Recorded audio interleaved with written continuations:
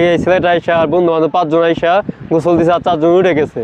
উঠে যাওয়ার পরে ছেলেটা মাঝখানে যায় আটকে বসছে। আটকে যাওয়ার পরে এইভাবে আমি যাই উদ্ধার করছি, লাশটা তুলে আবার হসপিটাল পাঠাইছি। এইটুকুই। বৃষ্টি শুরু হয় তখন আমরা হল থেকে বের হই, কিছু পোলাপান, তারপরে এখানে মেসেরও কিছু পোলাপান আসে, তো এরাও যায়।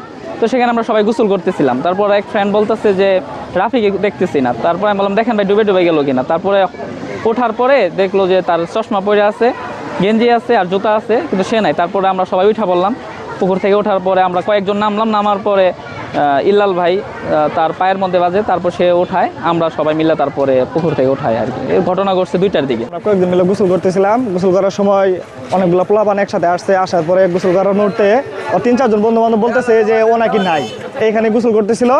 পরে যারা ছিল ওরা সবাই মিলে আমরা খোঁজাখুঁজি করলাম। 2-3 জনের বাসায় পাঠানো হইলো যে বাসায় দেখো আছে কিনা।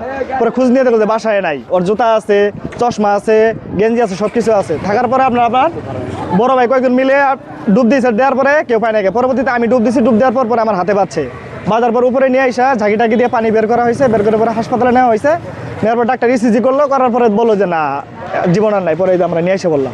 Lily premium gold soap 24 carat gold এনে দেয় রিয়েল গোল্ডেন গ্লো। বিকাল 1:45 সময় সংবাদ পাই আশিক মাহমুদ কলেজের পাশে পুকুরে তার বন্ধু বান্ধব সহ গোসল করতে গেছি। এই সময় প্রচণ্ড বৃষ্টি হচ্ছিল। তারা আসলে আনন্দের সহিত গোসল করার জন্য গেছেন। যাওয়ার পরেই তার বন্ধু বান্ধব দেখে যে ওনাকে পাইতেছে না।